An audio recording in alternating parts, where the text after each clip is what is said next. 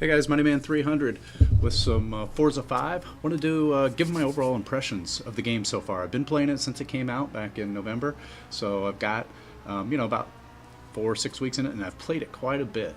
It's the first game that I've played in a while that has it's kind of pulled me away from Call of Duty for any amount of time, and I know that's a good thing for Forza 5. It's I've had a lot of fun with it. The race in the background it's an online multiplayer. It's a Class D race on Francorchamps Spa.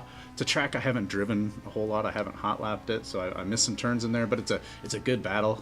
Me and the guy that you can see that's out in front of here, we went back and forth for about 4 races, first and second, and he was pretty good driver. Anyway, was a good race. You can watch and see if I can reel him in and take him over. It's a 2-lap race. So, but yeah. So back to my impressions of it. Like I said, I'm really enjoying this game. I played Forza 2 back on the 360 a lot back in the day, and then I also played some Forza 3 a fair amount, not quite as much as 2, but I did not play Forza 4 or Horizon, so this is my kind of return to Forza.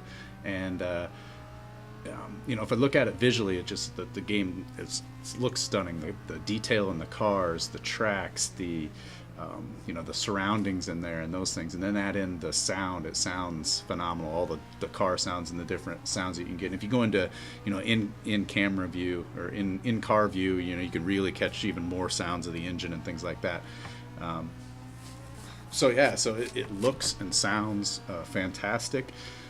I know some of the people that have played a lot of, especially Forza 3 and 4. There are some things that were in those games that are not in this one, primarily around, it's got less cars and less tracks. And the reason for that is as they did Forza 5, and on the new technology and on the Xbox One, they really couldn't take the things that they did around the mapping and the cars, so they started all over and had to really go out and remap all the tracks and redo all the cars. So there's not quite as many cars and tracks initially in this, and then that'll be fixed through DLC. So I know that there's some things, and then there's also the marketplace. So there was an ability before in Forza 3 and on to where you could advertise and sell your tunes on your cars, as well as whole cars that come tuned and paint jobs, and there was a whole kind of economy and marketplace that was built into that, and that is, as of yet, is not in the game. There is a marketplace area that's locked and says coming for future, so it looks like that could be added, but it's not there yet. So that's I know that there's some people that were unhappy, and that was kind of a whole nother meta game inside of it, which kind of brings me to which kind of leads me into kind of the physics of the game and the tuning and those things. I think they really nailed it from a physics perspective. The physics of it, the driving, the way the cars feel and handle, and then into the tuning and the way that you can tune. Now, the tuning isn't, it's not drastically different than the other Forzas. I mean, I tuned in Forza 2, and really a lot of it's not different. Suspension and those things are different, quite a bit different than they used to be. But in general, the things that you can do to tune are the same, but it's just the behavior and how the tuning reflects into the driving and the physics. And God, I had that guy. Did you see that? I had him, and he just out horsepowered me into that. And in the second lap, I don't know if I watched this back yet, so that was too bad. But I just couldn't keep up with him from a horse. He just had me out horsepowered in that muscle car. And oh, by the way, I'm driving a Lotus Elan in D class, which is a pretty good D class car. It's fun to drive, and that's why I was driving it. It's got some good acceleration, and really enjoyed driving it out there. But that guy's driving a muscle car. I didn't catch what it was. Is it a CUDA or something like that? I'm looking at the videos kind of in a small box, but yeah. Back to the impression.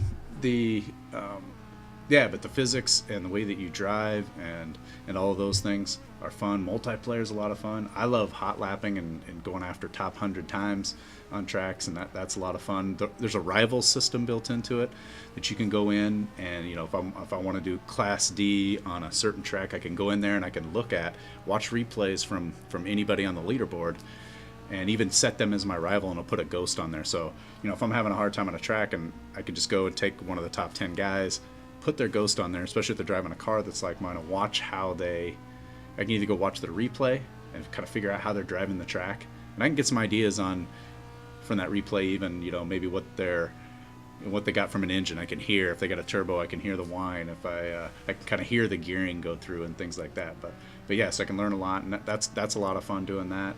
And then you got the single player. Hit and miss on the single player. There's some good.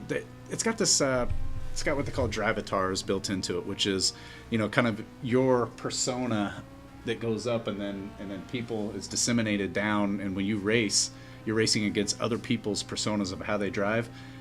It's hard to race against. They crash. They do things that it might even be worse than straight multiplayer racing, but it's kind of fun. I've probably run about 50 races on there. I prefer doing rivals. I prefer online racing, either with friends or with just in open lobbies like this and what they call the hoppers. This was just running out of the D-class hopper, but and then tuning. I love the meta game of tuning and just tweaking and doing all those things and trying to take and make that car just perfect. But yeah, the race is wrapping up here. This is a great game. If you like driving and like racing games, get out and buy it. I don't quite catch this guy. God, I just couldn't reel him in. I caught him the one time and then he out horsepowered me, and I just couldn't ever get. But that was a fun race, and that's why I put it on there. Even though I didn't win, it was fun just going right on that guy the whole time, and both of us drove fairly well and no big mistakes. But yeah, love the game. Get out and buy it if you don't have it. It's fantastic, and we'll catch you later. We'll see you in the next video. Got some other stuff coming up as my video ran out, but that's okay. Got some things that kind of come up with the beginner series and talk about the game some more. So we'll talk to you later. Catch you in the next one. Later, guys.